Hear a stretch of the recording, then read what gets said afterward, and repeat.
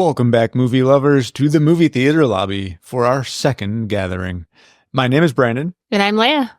And here at the lobby, we hope to provide a comfy space for everyone to get together and share insights as we learn the odd little tidbits about the world within, as well as the world behind the scenes of an array of movies. So please, gather your popcorn, your various tasty treats, and perhaps a giant fizzy soda as we discover more about our selected movie for this week. And Leia, what movie is our subject for this episode? Get Out. Get Out!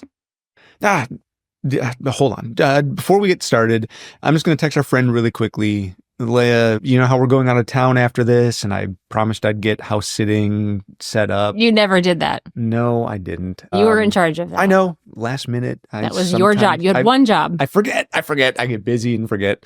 Absent-minded sometimes. It's like you're doing a podcast and working full-time or something like that. Like adult responsibilities, right?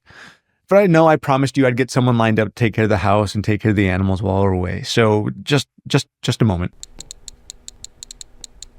Okay, good. Sent. Good.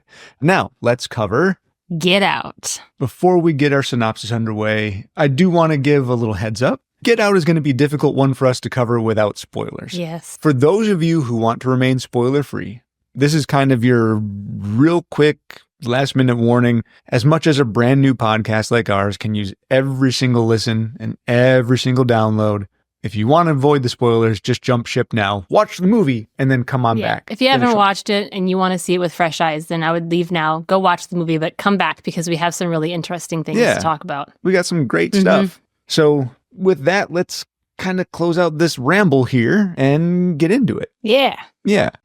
You got me out here in this creepy, confusing ass suburb. Girl, so serious though. I feel like a sore thumb out here. The story opens at night as a black man walks down the street in a rather quiet suburban neighborhood, following directions in an obviously unfamiliar area. Breaking the stillness of the night, a car pulls up beside him. Feeling justifiably creeped out, he decides his destination is not worth whatever trouble might be literally coming his way, and he turns around to go back the way he came.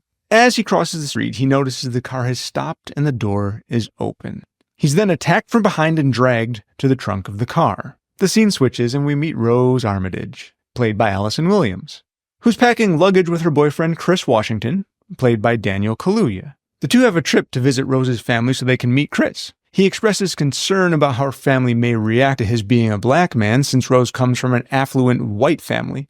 Rose does her best to assuage him, and eventually he relents. Before leaving, however, Chris sets up house/dog sitting duties with his best friend Rod, played by Lil Rel Howery, who works for the TSA. And that might seem like an odd statement, but it'll all come together. Driving down a forested road, the couple are waylaid by a very overzealous deer, which collides with their car. They report the incident to the police, and the officer on scene takes Rose's license and pushes Chris for his. Rose is offended and expresses that the officer has no reason to need Chris's license as he was not the driver.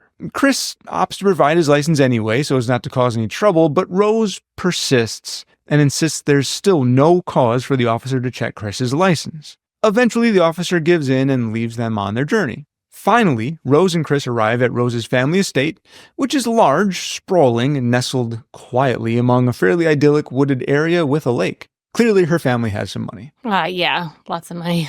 They're greeted by Rose's parents, Dean and Missy. Dean shows Chris around the house, and now we meet Georgina and Walter, two black house servants who live and work with the Armitages, caring for the house and the grounds. At dinner, we meet Jeremy, the final Armitage family member, and Rose's brother. Jeremy steals a lot of the attention at the table, being loud and obnoxious, and even going so far as to poke and prod at Chris. So uncomfortable. Super uncomfortable. This is not a dinner I want to be at. No. Get me out of there. It went really crazy, really fast. Yeah. So that night later on, after everyone's asleep, Chris gets out of bed to sneak a cigarette because he's a smoker. He's restless. He's in a place he doesn't sleep. The evening was very uncomfortable. Mm-hmm. And he's been asked not to smoke while he's visiting. So he figures maybe he can sneak one while no one's expecting anything. While he's outside before he lights up, he sees Georgina in the window behaving a little oddly, but going about her business still. And then Chris gets the shit spooked out of him as Walter comes barreling through the right at the him. Lawn directly at him in the middle of the night. Running as fast as he can. Yeah, and then right when he gets to him, just turns and goes the other direction. Just turns and bolts another direction. Reasonably creeped out, Chris goes back inside. While he's walking through the house, he stumbles across Missy in her office. Super late at night, odd that she'd be there. Missy calls him into the office, and she rightly suspects that Chris had just gone out for a smoke, even though he didn't light up. Missy is a psychiatrist specializing in hypnotism. She claims to have had success solving Dean's prior smoking issue. He no longer smokes and claims it was due to her hypnotism. Asks him to have a seat, and they begin talking. Without his consent, Missy hypnotizes him. During this hypnosis, she forces him to relive a very traumatic past event. And we won't get into what that is just yet, but just know that it's really disturbing for Chris and one of my most favorite scenes in the whole film. Oh my God, it's so good. Daniel Kaluuya just knocked it out. Yeah, exactly right. The session culminates in Chris being forced into a mental liminal space, which Missy refers to as the sunken place. The next morning, Chris wakes up in bed. He doesn't recall the traumatic aspect of the night before, but he does remember being hypnotized. And while he's creeped out by the whole ordeal, he is semi-thankful that he doesn't have a craving to smoke anymore. So I guess that's something. Later that day, a caravan of additional old, wealthy white people arrive at the Armitage home, and a party of sorts ensues. Chris is introduced to a lot of people. Most of him look him over with an unsettling gaze and generally treat him like a piece of meat rather than a person.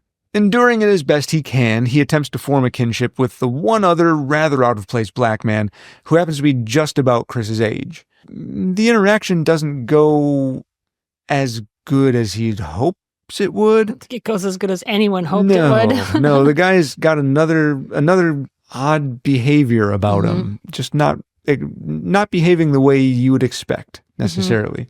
And Chris is a little disturbed or put off by it. It also doesn't help that Chris feels like he knows this man from somewhere, but just can't quite put a finger on it. Eventually continuing a conversation with this guy, trying one last time to connect. He snaps a picture to send it to his friend Rod. Exactly right. Because he maybe if he doesn't know who he is, maybe Rod will. Rod might. When the flash from the camera goes off in the man's eyes, his personality completely changes. This man freaks out and physically and verbally accosts Chris, and he yells at him to get out! Yo, chill, man. Get out! Chill, man. Which is exactly what we're going to do with this plot now. Get out. Get out of this plot. So now that we've gotten people mostly up to the point where the action in this film really begins, Leah, what do you say we get out of this stuffy-ass, creepy-as-hell rich people party and get on to more explanation about this film in general? Yeah, sounds great. So let's start taking a look at, let's focus mainly on the three most significant figures that brought this movie to a reality. Aside from the production company, we'll be looking at Jordan Peele, Daniel Kaluuya, and Allison Williams. Yes. Everyone else will get touched on as well, but these ones we're going to really focus on mostly. Leah, where do you want to start?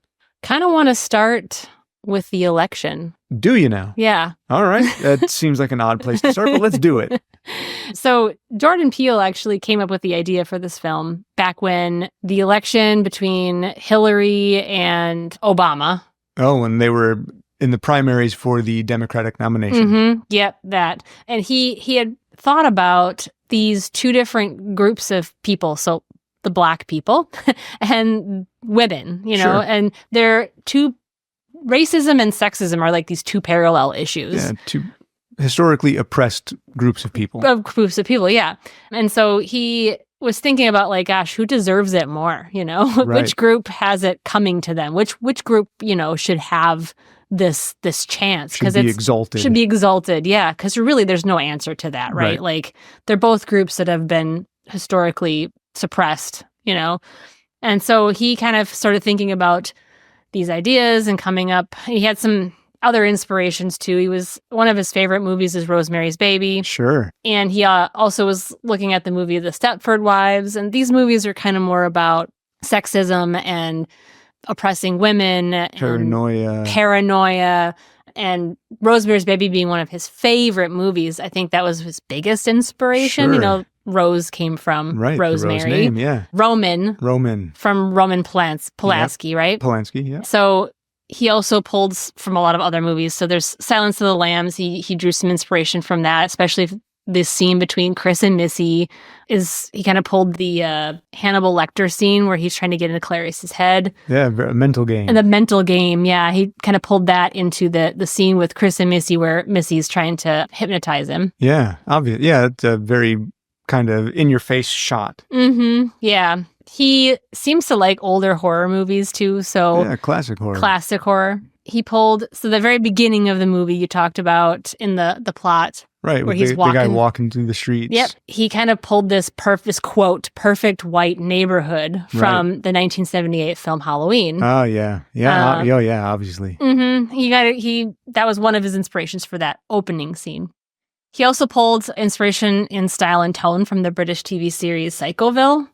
Oh, I've not seen it. I haven't seen it either. It's British, so I don't watch a lot of British TV. Yeah. But it also starred Daniel Kaluuya as well. Right. Yeah, so, I remember reading his filmography and seeing that in the list.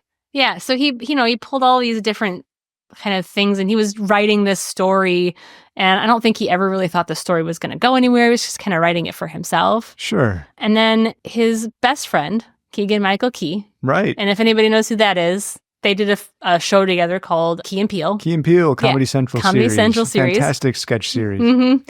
He was working on a film with a man named Sean McKittrick called Hell Baby. Oh, I love from 2013. that movie. Yeah. Such a good one. But he hooked Jordan up with Sean. Okay. And Jordan pitched this movie idea that he had to McKittrick because Keegan convinced McKittrick that he had the best idea for a horror film. And he does. Yeah. And Jordan was like, I don't know what he's going to love this. I mean, I don't even know what I'm doing. But he pitched this film to him and he had never heard a story like this. Yeah. It's quite original. It's quite original. And it really he really liked the idea. He liked it so much that during that little coffee break that they had together, he hired Peele to write it. And then soon after that, he also got Jason Blum involved from Blumhouse Productions. And I don't know if you know a lot about Blumhouse Productions, but a lot of their movies are kind of in that vein. Very horror. Yeah. Yeah. So it all kind of, I don't know, he came up with these ideas and then he's got connections and then it snowballs into this thing, and he didn't think it would ever get that far. And it just was coming to reality right before his eyes, Yeah, it's great to see a little passion project like that turn into a reality. Yeah, and it's interesting because he comes from comedy. Right. So he went from comedy to horror, and you would think that's a huge jump. But he's always loved horror. Mm-hmm. And a lot of comedy is all about your buildup and the comedic timing. Your timing, and a lot of horror films are exactly the same way. Right. There's this big buildup, and then if you don't time it right, the horror scene's ruined. Yeah, You've got to have this perfect timing. He's so good at comedy. So it really just translated into this really great horror film. And we don't want to call it a horror film. Right. Because Jordan wouldn't call it a horror film either. No. He didn't really consider it horror. He really didn't consider it a psychological thriller. So he termed the phrase social thriller. Which is a very apt description. And there's definitely some horror elements in the film. There are definitely some psychological elements and thriller elements in this film. But social thriller really it's a great phrase for this movie. It really is. Yeah. I mean, to find a better descriptor, I think would be very difficult. Horror thriller, horror psychological thriller, sure, it works, but yeah, no, that's a much better description. Yeah, yeah. And I know Peele had always talked about having to act in films. Like he does the Comedy Central thing, and he's done some other acting roles, but he thought that this kind of was going to be doing for the rest of his life was acting. When he got into writing this film, McKittrick had begged him to play the role of Rod. Oh, wow. And Peele was like, Yeah. I don't think so. And the big thing was that he thought that it would ruin the ambience of the film because people would see him and they would think Key and Peele, and they wouldn't. It would put a different spin on the whole It would idea. take people out of the moment. So I think that refusal of playing a role in that film ultimately ended up making him this successful filmmaker that he is today. And that was the moment he decided to make this a career. Yeah. I'd also read along that line where he was really kind of thinking of giving up on acting was when he was trying out for a role in the Emoji Movie, which of course everyone remembers. The poop. And he was asked to play the poop emoji. Yeah, and he's like, this is what it's come to. Yeah. No, thank you. So I believe he was already kind of thinking, I'm done with acting at that point. And I mean, I love his acting, great comedic actor. Yeah. Oh, it's great. But boy, has he found his talent niche. in the writing, directing. Yeah. He did do a little voice in the film. Oh, yeah, I know what you're going to say. Go ahead and lay it on us. Can I say it? Say it. He was the voice of the dying deer. The overzealous deer that crashed with the car, dying on the side of the road. So he did lend his voice to the dying deer. You would never know, but I mean, boy, does he do a good impression of a dying deer. He does a great dying deer, yeah. Well, speaking of influences with this film, another horror film that he found as an influence was Night of the Living Dead, the original one. Absolutely, yeah. And that's due to the fact that it was a very early film to have a black leading man. Mm-hmm. And that man survived 99% of that film, which I guess would lead us to our leading man of this film, Daniel Kaluuya. Of course, he played Chris Washington. Mm-hmm.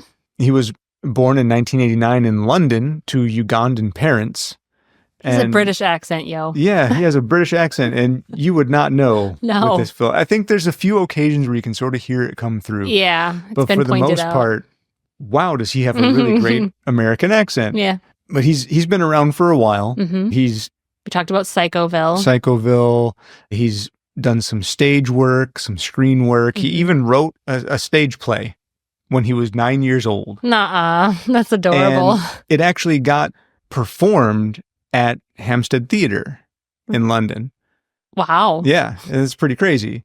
But this role, despite all of his previous things, he was in an episode of Black Mirror. Yeah, speaking of which, Jordan actually hired him after seeing that episode. Oh, really? The episode was called 15 Million Merits. Yeah. And he basically played a British version of Chris. More or less, yeah. Yeah. Jordan, when he was looking for a role for this, he was looking for a subdued, kind, well-meaning character, but also a character that could explode on screen when needed. And dude, you couldn't have found a better man for the job. Yeah, he fits so well in this role. Yeah. Yeah, I had also read along those lines that when he was called in for audition, he was given a scene to read, and they didn't say which one specifically, but they did allude to the fact that it was a scene in which he had to cry on demand. Oh my gosh. So I can only assume it was the reaction to the hypnotism scene that he was doing in audition. Jordan Peele had said that Daniel had done the scene 5 times. He did a read 5 times. Every time it was the perfect cry. Every time. He cried a single tear at the exact same moment every time. So this guy, he's got a talent to make himself cry on demand, which I don't know how that happens. It really souls that one scene where he is crying. Yeah. Yeah, he really, I could never do that in a million years.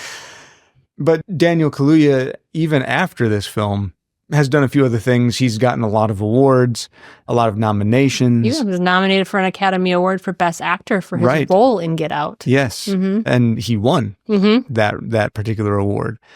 He got 2 BAFTA awards. He got a Golden Globe. All deserved. All deserved. He's very accomplished. And he even went on to star in Jordan Peele's 3rd film, Nope. Oh, and he was so good in that one too. Which was also really good. Yeah.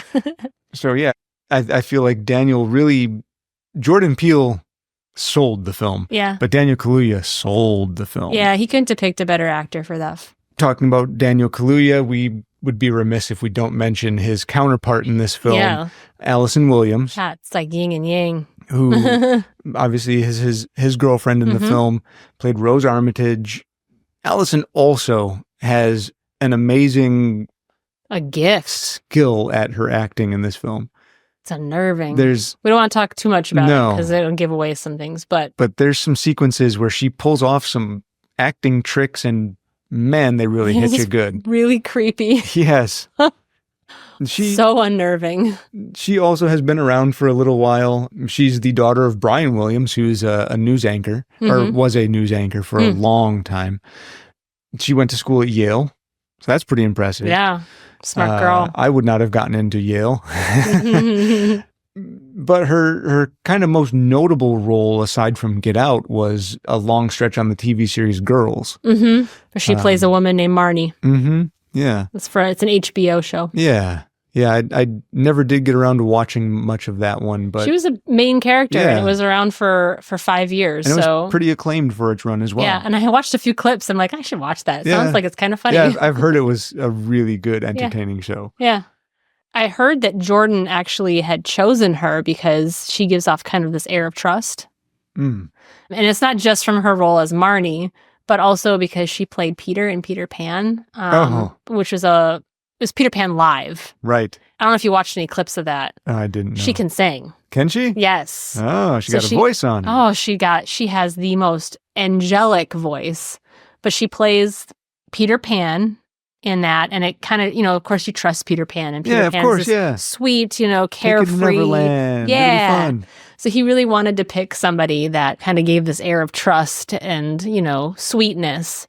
Did she get to fly on stage? I didn't see that much of it. I hope she did. Yeah. No, right. On those little strings. Yeah. If you're going to get to play Peter Pan and you don't get to fly, then you got ripped off. You know what I loved about that is that before I went into that, I thought she played Tinkerbell. I thought she played Tinkerbell. I'm like, she had to play Tinkerbell. She's Wendy. Yeah, or Wendy. No, she's Peter Pan. Peter Pan. That's awesome. Yes. I love it. I know. I loved it too. Way to go, Allison. Yeah. Way to get that role. And she's been in some more recent things too, but she was in a movie called Megan. Oh, yeah. From 2022. Killer Doll. Yeah. She plays the caretaker to her orphaned 8-year-old niece. So she's got a major role, but it's not like the major role, but she's in it a lot. Yeah. So. Well, I mean, she had Get Out, and really, that's all you need. That's all you It's need. a great movie. I believe we mentioned how Daniel had won some awards. I believe Jordan had gotten some awards as well for this film. Yeah, he won the Oscar I'm playing for coy there, but yes, obviously. the Oscar for Best Original Screenplay. Right. Which I think is interesting. He said he confessed to writing more than 200 drafts of the film before coming up with the script that he used for final production. Lot yeah, of drafts. 200 drafts. Boy. And you also got to think about it's kind of extra funny because, and I think it's funny that it's funny because he's a comedian too, but it's kind of extra funny because a lot of the film was improvised. Right, yeah. Yeah, that's true. So he won the Oscar for Best Original Screenplay. And yes, it was an original screenplay, but a lot of it was improvised just because you've got comedians. And I would expect if you're on a Jordan Peele film, I would expect he's going to insist on a lot of improv. Your screenplay's an outline at this point. Yeah. Jordan Peele, he's got some great improv talent. So, of course, he's going to want to see that in the people he's directing. It's the 6th horror film to be nominated for an Academy Award for Best Picture. And those include The Exorcist, Jaws, Silence of the Lambs, The Sixth Sense, and Black Swan. Huh. And of those 6, the only one that's actually ever won was Silence of the Lambs. Oh, right. Yeah. But it's included in, there's only been 6 quote unquote horror films that have been nominated for Academy Awards for Best Picture. Some elite company there. And that's recent, those are all relatively old. I think Black Swan, 2010 Black Swan came out. Really new. That one was the newest one. Yeah. Yeah, it's not often that horror films get nods in the Academy Awards. So good for this movie. Way to go, Get Out. Yeah. Well, of course, awards lead into just general acclaim. So, when this movie was released, for the most part, it got really high marks from critics. Like high 80s, mid 90s, nearly across the board. There were a few holdouts on those, and some critics who gave it really unjustifiably negative reviews. Like the Rotten Tomatoes one. Did you read about that one? No. So the Rotten Tomatoes had 100%. Rotten Tomatoes score Sure. for a long time. And then this guy named Armand White from National Review spoiled the review. So there's only 3 reviews at the time, and he put in his review and spoiled the review. And so now it was, I'm sure it's different now, but at the time it hung at like 99% forever because of this one guy, who thought he knew better. I'm going to go ahead and say Armand White is one of those guys who, when you meet him, he's like, nothing's 100%. Right, of course. Nobody's perfect. That's the yeah. kind of guy he is. Yeah, that's likely. But McKittrick had said that Universal cut together a trailer and put it out during the BET Awards. And in 12 hours, it got 25 million views. Wow. So That's was impressive. They hadn't even really formally put anything together yet. They just wanted to kind of get it out there, see what the general audience is feeling. Yeah, what the feeling would be. And that within 12 hours, 25 million views. Well, I mean, it makes sense when you look at the fact that this film had a budget of $4.5 million and it brought in $255 million worldwide. So obviously the audiences loved what they were getting. It's the second highest grossing horror film in 2016. Yeah, deservedly so. Deservedly so.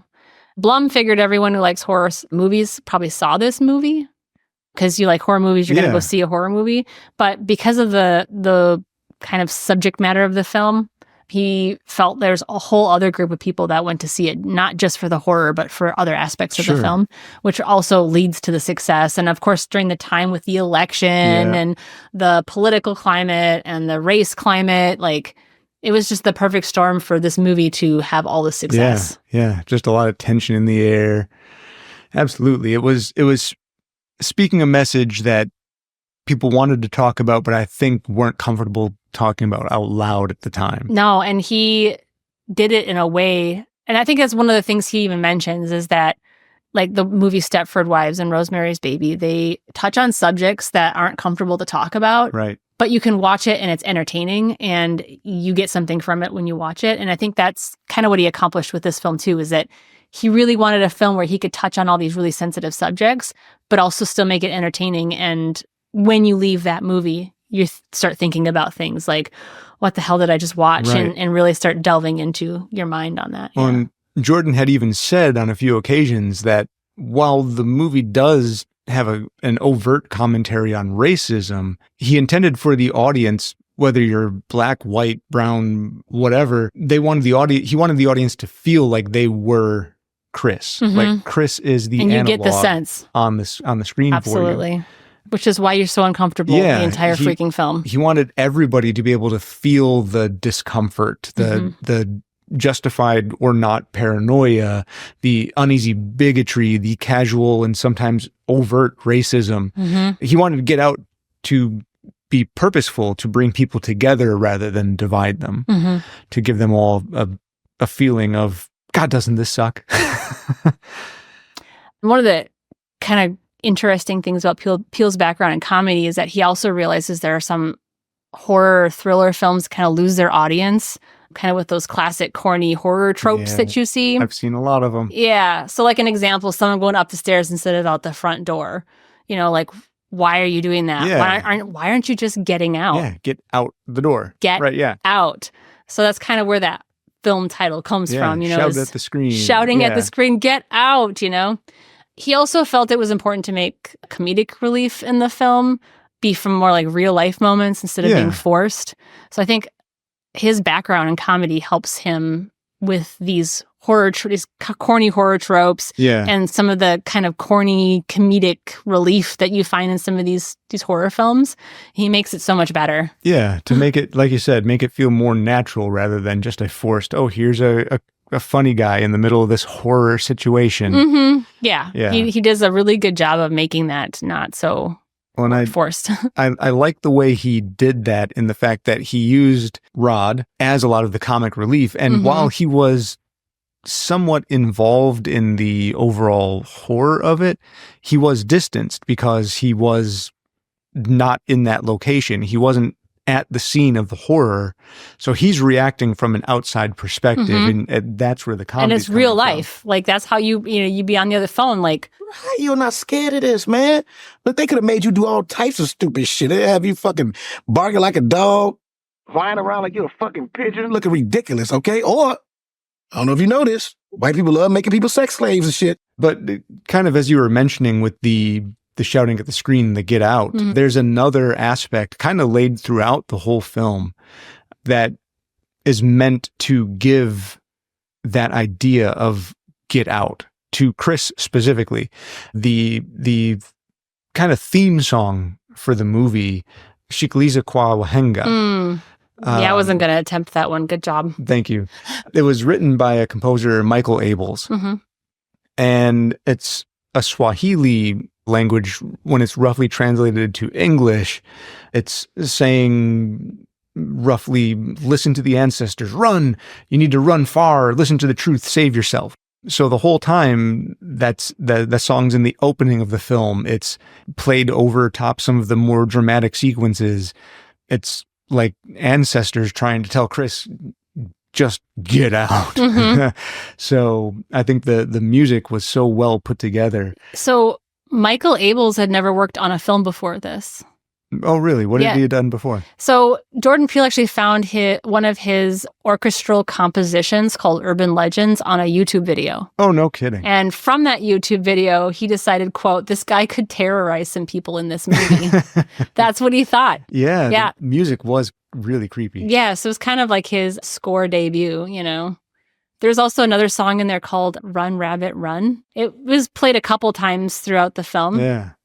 It was written by British composer Noel Gay, which isn't important, but it's important, but it's not that important. Right. But his birth name is actually Reginald Armitage. Oh, no way. Yeah. Yeah. His name was Reginald Armitage. The connections just fly. The song was actually performed by a duo called Flanagan and Allen in 1939. So it's a really old song. Yeah. The song was kind of popular during World War II. But the duo changed the lyrics to Run, Adolf, Run. Oh, right. To mock the Nazis. So I feel like that also makes the song just that much more poignant. More kind of fitting. You know? Yeah.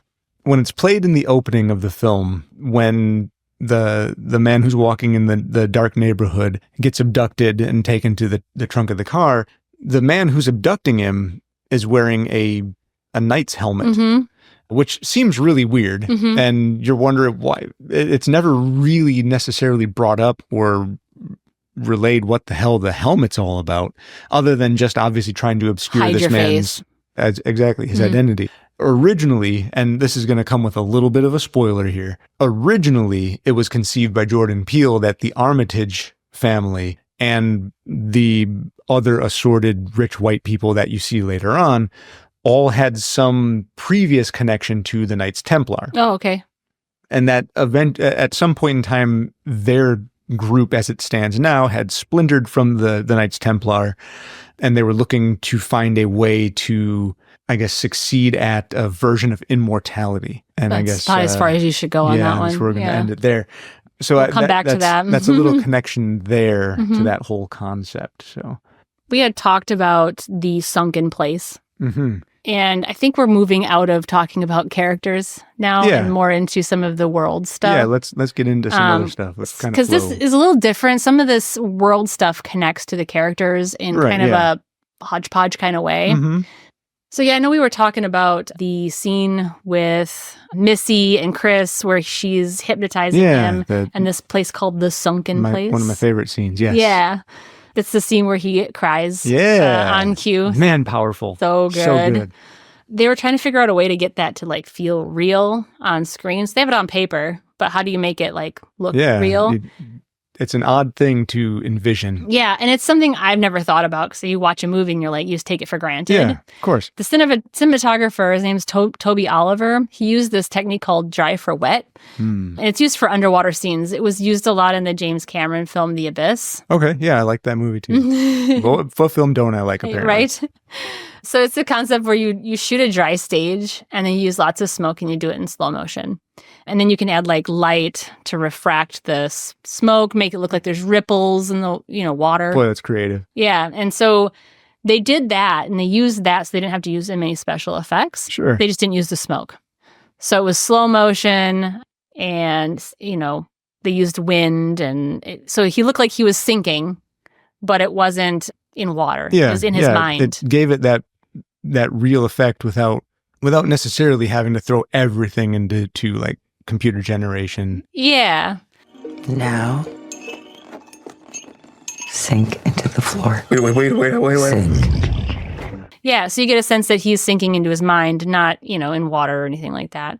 But also the sunken place is a metaphor that Jordan Peele described as a term that Black people are marginalized. Yeah, That I can see that. Like, no matter how hard we scream, the system silences us. Yeah. That was a direct quote from Jordan. So it was also a metaphor for the way that Black people feel in society. Right. Their voices aren't heard. Yeah, really oppressed and pushed down. Mhm. Yeah.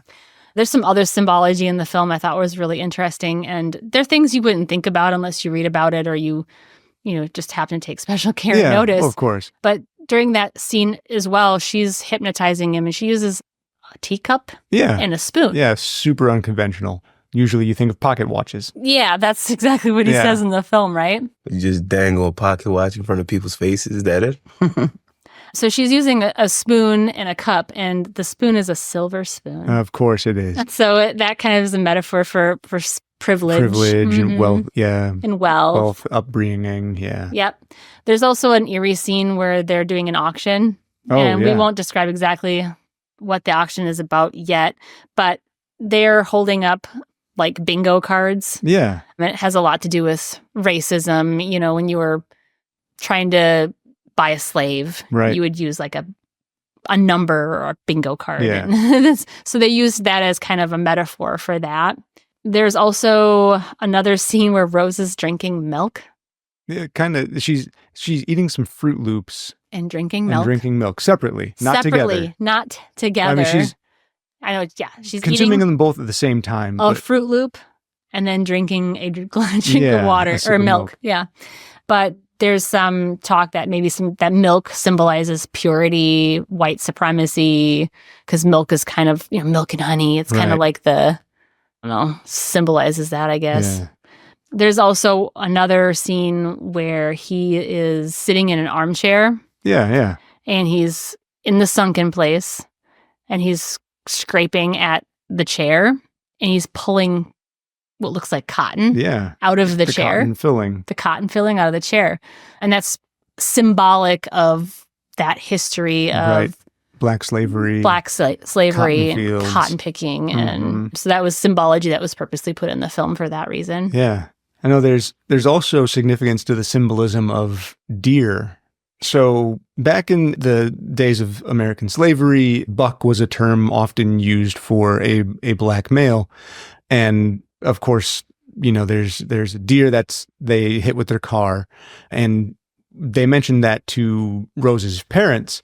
And Dean, Rose's father, says, No, I don't mean to get on my high horse, but I'm telling you, I do not like the deer. I'm sick of it. They're taking over. They're like rats.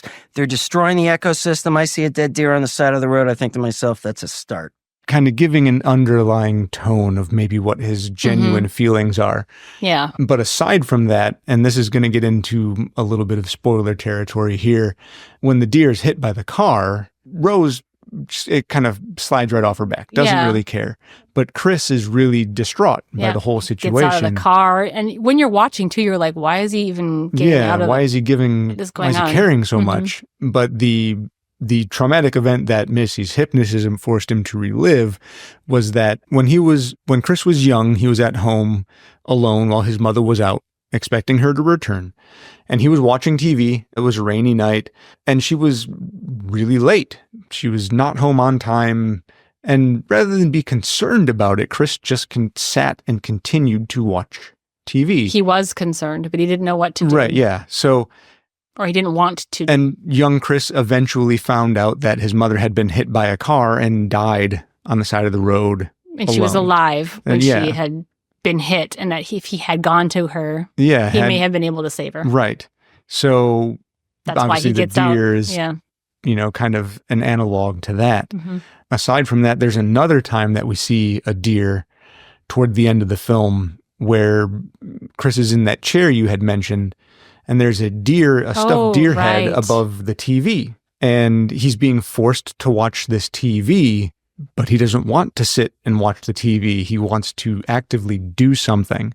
So it's another kind of parallel between him sitting and watching the TV and doing nothing while his mother or the deer is dying and spurring to action. There is one more instance of a deer analogy, but maybe we'll save that for a bit later on in the episode. Okay. Is it a spoiler? It is. Okay. It is very much so.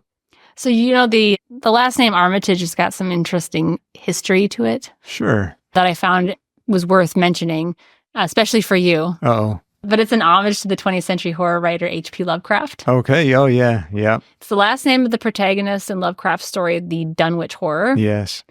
Kind of a spoiler, but the Armitages aren't the nicest people. Right. You kind of get a sense that's probably what's going to happen. But the use of this name kind of reflects, you know, elements in this Lovecraft story. Yeah. And I think it says that it was a decadent New England family tied to the occult. It had a lot to do with kind of that story. A creeping horror running across the countryside. Yeah. Yeah. Lovecraft was also notoriously racist against Black people. He was, so yeah. that was also another reason why the name Armitage was used. Yeah, he's incredibly influential for horror. He was not a nice guy. No.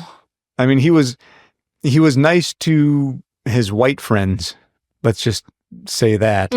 But not really a man who was gracious with anybody not so white. Yeah. Yeah. One of those situations where you kind of have to hate the man, but appreciate the work he did, sort of thing. Yeah. Yeah. The editor, Gregory Plotkin, Okay. he had mentioned in an interview that one of the best things or one of the favorite things about the film was Jordan's attention to allowing everybody to have their own moment in the film. Oh, sure. Yeah. Yeah. You know, we talked about a few of the characters, but every single character had a moment. You know, the brother, what was his name? Jeremy had that moment in the dining room. Yeah. The father has his moment with the tea and with the fireplace. Yeah. Mom, Missy, has her moment with the hypnotism. Yeah. They all have these little moments in the film, and he thought that was really quite brilliant of Peele, because he didn't spend a lot of time on all the characters, but you do get a sense of who they are, and you kind of get to get inside their heads a little bit. Yeah. Yeah. It gives you more perspective into each character rather than just having somebody say or behave outright wacky. I'm the wacky horror guy, or I'm the jock. You know, you don't get that stereotypical trope. You just get a multifaceted character. Yeah. Well, that was really interesting. Well, one of the characters that tends to get quite a bit of screen time, even though he's not entirely directly related, is Rod. I just kind of want to put a little focus on him for a minute, just because I think all of the actors in this film deserve at least a quick moment, just as Jordan gave them all their own scenes. So he also appeared in a movie called Judas and the Black Messiah, in which he starred with Lakeith Stanfield, who played Andre in Get Out. Oh, okay. And Daniel Kaluuya was also in that film. Yeah, so I those guys that. all kind of stayed together there. And this was mostly considered the breakout role for Lil Rel as well. He was so good. You would think he'd been doing this forever. Yeah, I know he's had... He's comedian, right? Yeah, he's had a comedian life before this, and he does it well. I mean, he's a funny guy, especially in this film. In a film where it's really uncomfortable the whole way through, he gives you that opportunity to laugh and release a little bit. I'm TS motherfucking A. We handle shit. That's what we do. Consider this situation. Fucking handle. There's a scene where Rod and Chris are talking on the phone. Yes. I read that they were both actually talking on the phone. Oh, right. But Jordan was on the other line. Oh, so he was as playing. the stand in between. Yeah. So he'd play like Rod, or he'd play Chris for each of them. So a lot of Rod's lines are improvised. Yeah. But it was really just them talking over the phone, which probably made it more comfortable for him to feel like he could improvise a lot of that. That's a genius way of doing it. Yeah. I like that idea. Yeah, I did too. Because they're actually talking to someone. It's not fake, you know? Right, yeah. It's not just, I'm pretending to talk and listening to nothing on the other end of the line. Yeah, everything They're was... getting to respond. Well, since we had mentioned Lakeith Stanfield in reference to Lil Rel, Lakeith also He's been in films such as Uncut Gems, Knives Out, and of course, as I mentioned Knives before, Out. Judas and the Black Messiah. So, I mean, he's also got a pretty good notoriety to him as well. Mm-hmm. And I think there was someone else who had a wee connection there. Oh, right. Betty Gabriel. Oh, Who right. played Georgina. Yes. She's most recognizable for this role, in my opinion, I think. Mm-hmm. But she was also in the really fun action sci-fi movie Upgrade, Mm-hmm. which, if you haven't seen that yet, please go check that That out. one's a good one, yeah. But she was also in The Purge election year. Oh. And Lakeith Stanfield was in The Purge Anarchy. Oh. So They were both in Yeah. a Purge movie. kind of a little connection there between the bunch. Another Blumhouse film. Yes. Yeah. Right. Yeah. Mm-hmm. Yep. Kind of keeping it all right in that family. Notice they do that. Production companies do that a lot. Yeah. Yeah. They're able to, I think, have a working relationship with a lot of actors that Mhm. way.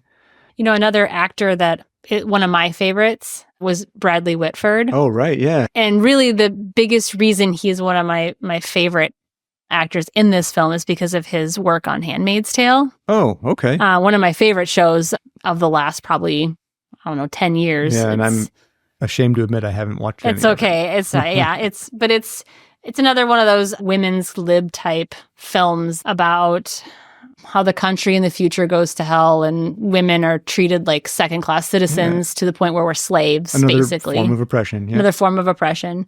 But he plays he plays a man that's on the bad side but doing good work. Kind of taking the thing down from the inside. Yeah, where he's on the inside, but he's helping these women as best he can with what he's got. But he's also been in Cabin in the Woods. Years and years ago, he played opposite Elizabeth Shue as the sleazy boyfriend in Adventures in Babysitting. Oh, right. It's kind of, I think, where he got his big start. Yeah. But Peele chose Bradley for the role of Dean Armitage because of his prior role as Josh Lehman in The West Wing. Oh, The West Wing. Yeah. Mhm. Mm-hmm. And he was in that for a really long time. Yeah. Long run.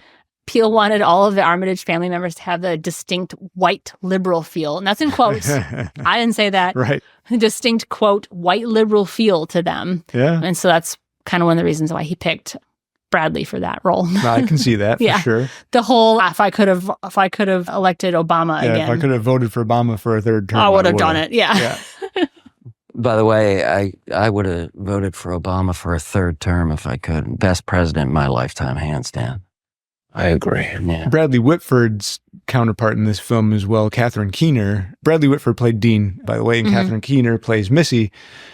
She also has been around for quite some time, but I guess kind of a very notable film that she's been in that has some similarities on a kind of basic level to Get Out, as odd as it sounds, being John Malkovich. Mhm.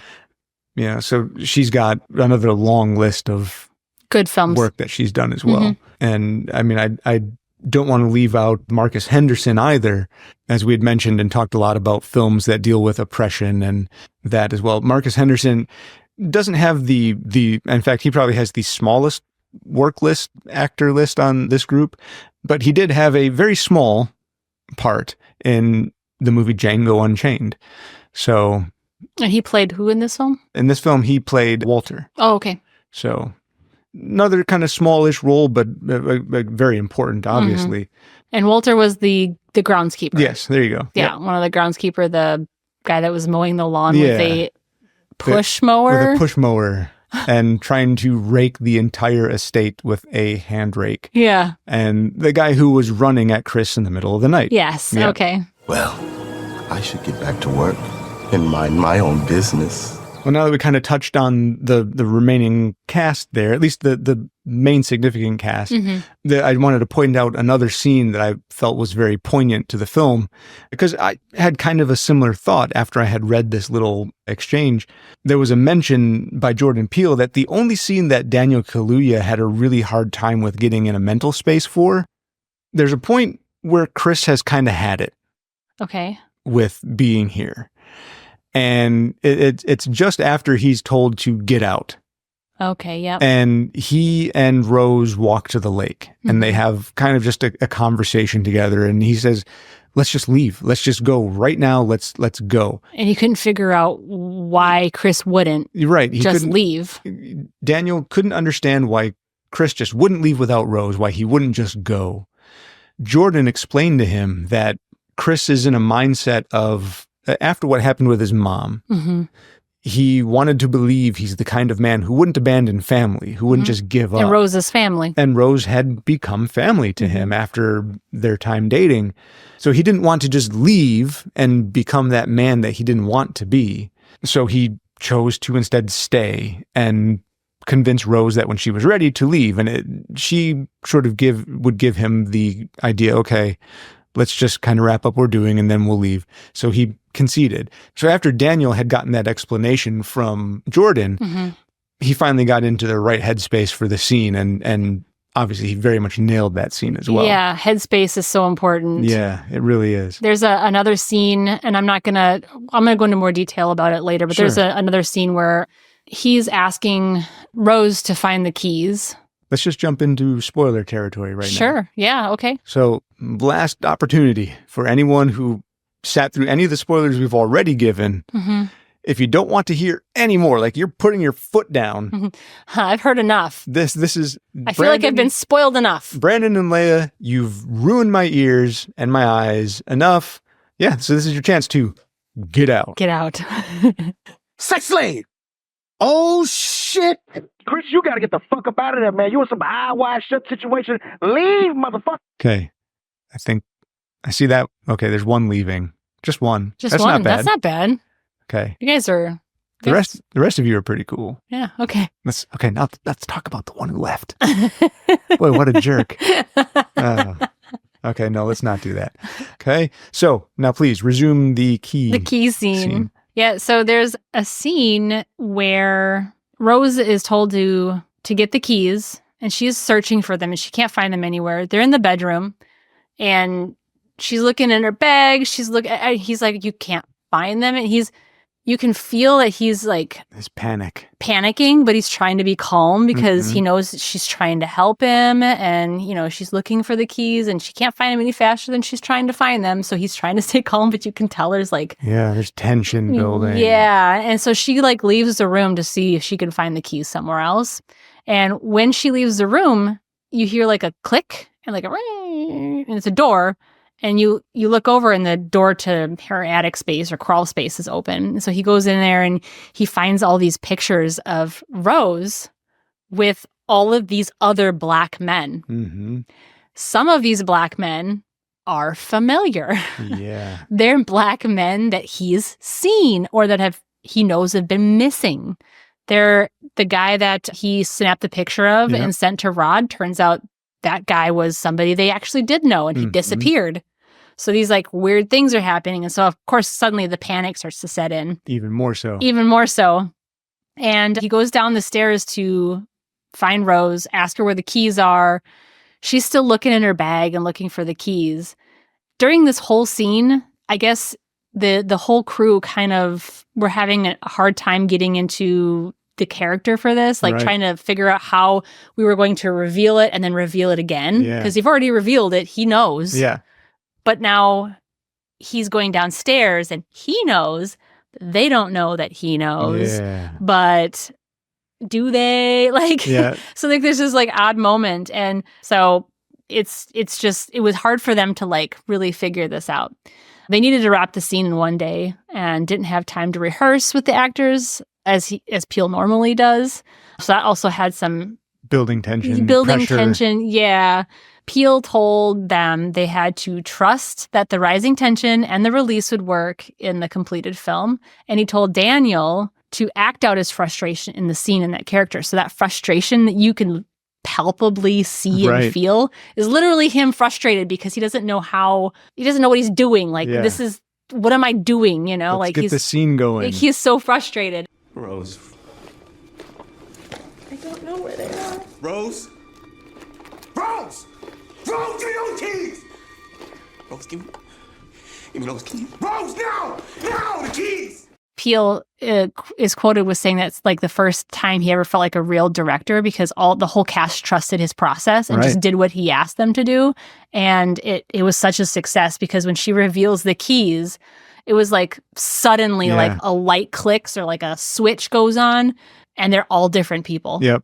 Just like that. Yeah, it was nuts. An incredible change. Yeah. Just in a moment. That whole scene was it was hard for them to film, but it worked because they all trusted Peele's process. Yeah. Yeah. He really found the motivation for everybody in that scene. And I hear the same statement a lot where if your actors and your crew don't have trust in you as a director, you won't be a successful director. It won't be believable. But the fact that they were able to give him that trust and he helped them pull it off. He was so proud of them for trusting him, and it just worked so well. And so he should be proud that he had such a great cast who was able to work with that. I mean, that is talent on their part. That's super admirable. Yeah. So, we were talking earlier too about Marcus Henderson, who played Walter, the groundskeeper. I think it's interesting to point out that Peele explicitly put things like that hand mower and the rake and the weird running scenes and stuff. He literally put those in there specifically because they were nonsensical. Right. Because it really pointed to the fact that something was off. Yeah. That bit of off is that his consciousness is actually Roman Armitage. Yeah. That he's Grandpa. Yeah, he's Grandpa Armitage in that man's body. And Georgina is Grandma Armitage in that woman's body. And I guess kind of speaking of that kind of rolls us into that whole sequence with the armchair with Chris and the cotton.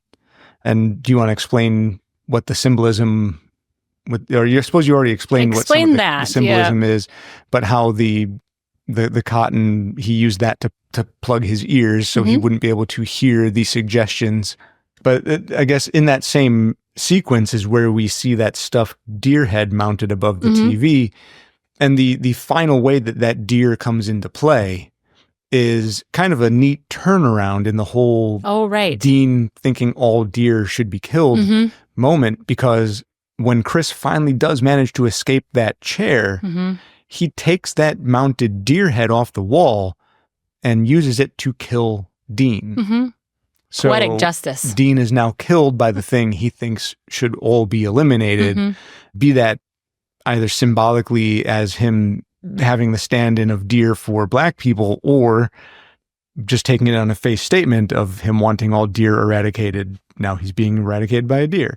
That actually brings me to an interesting point. The film is really kind of fun to watch because you can watch it twice and you can get two completely different perspectives. Right. For example, Chris is being nagged about the cigarettes. Right. And you're like, why do they keep nagging him about the cigarettes? It's so weird. Constantly with the cigarettes and the smoking, even though he hasn't smoked since he's been there. And it's his prerogative. Yeah. His body. You think it's his body. We're non-smokers, but people it's your body. If people want to step outside of our home and have a smoke, that's their business. Yeah. But that's the issue, right? Is it's not his body. It's their body. Yeah. At least in their minds. They're claiming it. They're claiming his body. So it makes sense after you've seen the movie, you go to watch it again, you're like, oh, so they're just nagging him about the cigarettes because he's ruining his body. Because he's ruining his body. Yeah.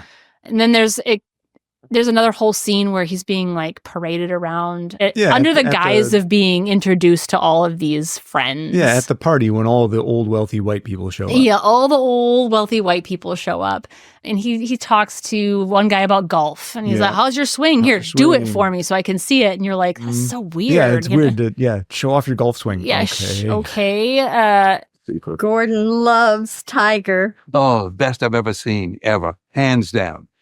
So, Chris, let's see your form. And then there's another woman who's got, her husband's in a wheelchair and she's like a cougar kind of, and she's like talking about sex and like feeling Chris's arm. Feeling his arm. Yeah, it got kind of awkward. And we're like, okay. Asking Rose if the sex is that good. So, is it true? Is it better? Wow. Yeah. So, when you watch it the first time, you're like, okay, so there's all that underlying racism that you see at these white parties, like all that underlying icky. Yeah, the people who just have no understanding of Why would you socially say nice. that, Yeah. man? That's so weird. Fair skin has been in favor for the past, couple of hundreds of years. But now the pendulum is swung back. Black is in fashion. You watch it again, though, and you're like, oh. It all clicks now. They're all trying to bid on Chris. Yep. So that auction scene we talked about earlier is them all bidding. The highest bidder gets to have Chris's body, and so you translate your brain into his body. Yeah. So that whole thing is just them deciding if they want to spend the money Yep. on that body. Which very much like black slavery in Yep. America. The auctions to own black people. Mm-hmm. Yeah. And that group is called the Order of the Coagula. Yeah. And basically they perform brain surgery on black people in order to take over their bodies. Yeah, they put a white mind in a black person's Mhm. body. Yeah. And it's kind of an equally offensive notion when you look at the inspiration that they took from the Stepford Wives, Mhm. which was an organization about the men's association who murder their wives and make them into androids. Yeah. So, he really pulled a lot of, and Rosemary's Baby was a very similar concept as well.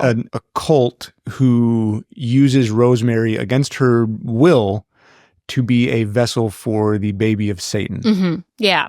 So, he really wanted to take those concepts, but instead of using them in a sexism way, Right. in a racism Yeah, way. exactly. It's Which hasn't been done much. no, and it's a good way to turn it for sure. Mm-hmm.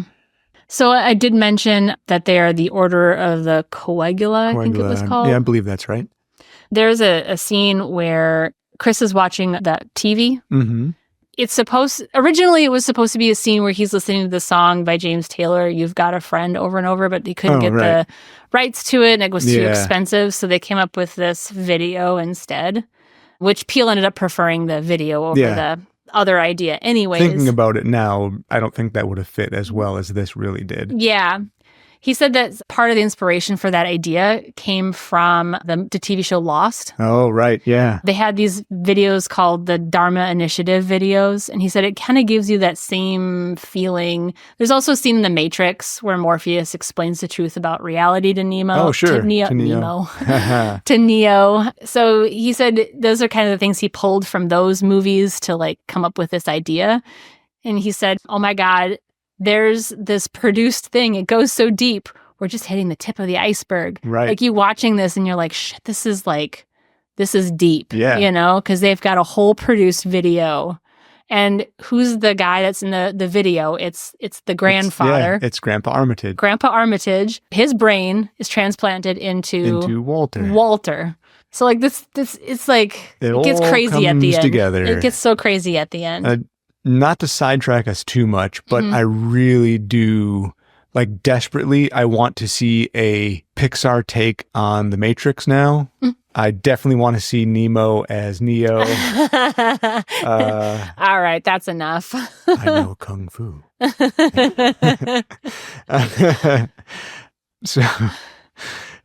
So silliness aside, Jordan Peele originally had a pretty depressing ending in mind for this film. He was seeing a lot of society's reaction to the police brutality that had suddenly broiled to the surface finally and become widely shown in the media for society at large to see and observe versus just being swept under the rug.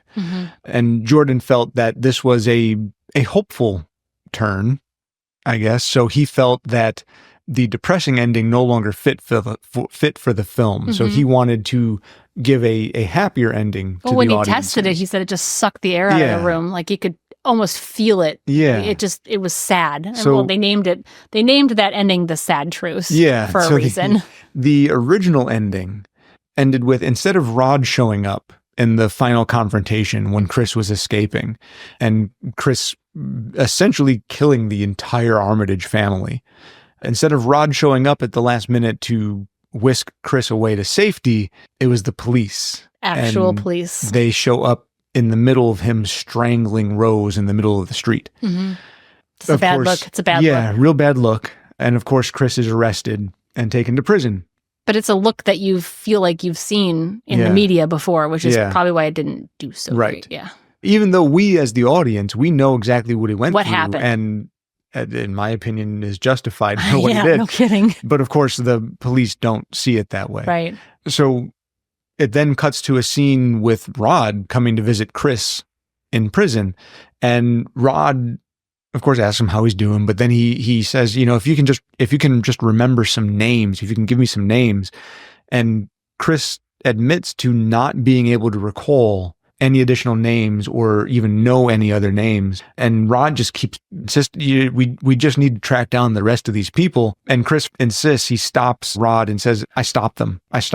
And that's all he really says. And he hangs up the prisoner's phone and just walks back to his cell. I mean, that's really a depressing ending. Yeah. And, you're right in saying that before, when we were in the Obama era, that ending may have been okay, but we weren't in that era anymore. No. And I think that racism, while it's never gone away. No. It was the atmosphere was feeling better, hopeful. And with the Obama era over, that ending just didn't work anymore because the fear was greater than it ever has been, there I were think. some high-powered social instigators at that time. Gee.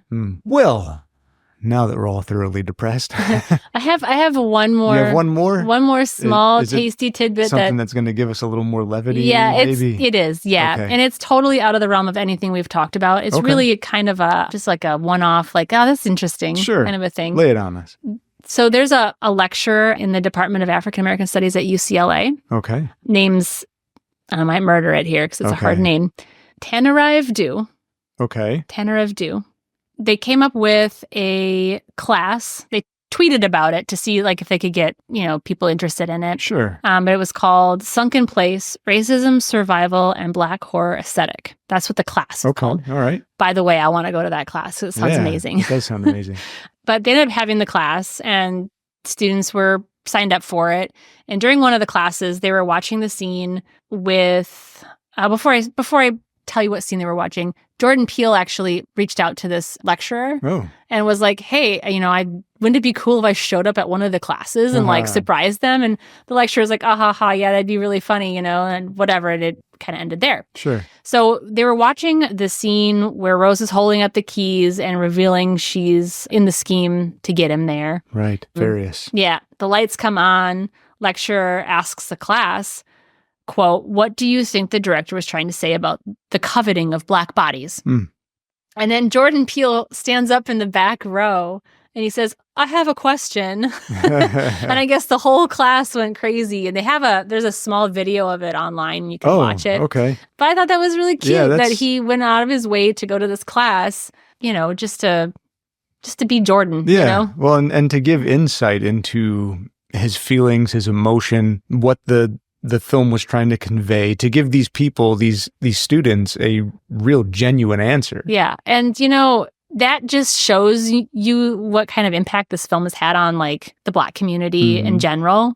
They're making classes. Lecturers are creating classes around this. I read a couple. I didn't read the whole thing, but I kind of skimmed through them. But there's a couple of college graduates that have written their theses on this movie. Sure. Basically, not just the movie, but what it means to society, some of the symbology and the impact. I think to say that he did a good job on this film is not giving it enough credit. He made something special. He really did, yeah. Even if you don't like horror films, though, this is a film you should watch. Yeah. My mother, notoriously hates horror films. Not into horror. Scares the bejesus out of her. She hates them. She watched this film. She and did. While it did jump scare her a couple times, just because she's very easily she's easily jump scared, let's be honest. She watched the whole movie and she really enjoyed it. So I think even if you're not into horror films or dramas, you should still see this film. Yeah. It's that good. As your mom said, if it were up to her, she, if she would have seen or read about this film as an option to watch, she would have just passed it by. But because it's a quote unquote, it's in the horror genre. But we had happened to put it on and she was here to watch it and loved it. So I think it's time to close up the lobby once more. I guess. Yeah, I know. A little bit disappointing. It's pretty bittersweet. Yeah. We had a good conversation today. We did. Yeah. It was a lot of fun, very Mhm. informative, but it is getting late. Mhm. And, hold on. I left my phone on vibrate. I didn't put it on. Brian explicitly turn it told off. me to put mine on I silent. know. I messed up. Do that from time. But is it a helpful one at least? I mean, it is the friend I texted before to house sit for us to right, get right, back to me. right. So I'm just going to check the Yep, message. okay, yep, I know I mhm, shouldn't, yep. but I'm going to real quick. Crap. Leia, our friend can't sit for us. Oh, well, I have an idea. What you got? I think my mother could come and take care of the house. Brilliant. I Yep. love it. She's not a TSA agent, Not a TSA agent. So but I'm pretty sure she can handle shit. yeah, she is. She is also well renowned for handling shit, just like Yes. the TSA. Just like the TSA. So yeah, no, that'd be perfect. Do you want to call her or should I? I'll call her. She's my mother. I got other things Yeah, to talk to her about. It's You for know. the best. And Yeah. I hate talking on the phone anyway. So yeah, our friends have been sitting here long enough in their chairs, but let's let them get on with their day. Yeah, sounds good. All right. And if you want to interact with the show beyond just listening to us, you can contact the show at themovietheaterlobby@gmail.com or our website at themovietheaterlobby.com. Plus, find the show at Facebook and YouTube at The Movie Theater Lobby or Instagram at The Movie Lobby, since The Movie Theater Lobby was too long for Instagram. For me personally, and you can find me, Brandon McLeavy, on Facebook with the Frosty Beverage profile pic. And as a little extra added help in finding me, it's MCALEAVEY. Or find me much more easily on Instagram at BrandJNRP. And more importantly, More important, what's more important? you than can find me, Oh. Leah McLeavy, Of course. at LM Nerd Room on Facebook and Instagram. Yeah, you're right. That's more important. I agree with you. But one last thing. Everyone asked for it, so we will too. Please give us a rating and review on Apple Podcasts, Spotify, Podcast Addict, wherever you're listening to. Wherever you're listening to right now. Wherever you're hearing our fine voices. Give us some stars and reviews. Sounds good. So, Leia, thank you again for episode 2. It was an absolute delight. Thank you, Brandon. Hopefully it was for all of you listening.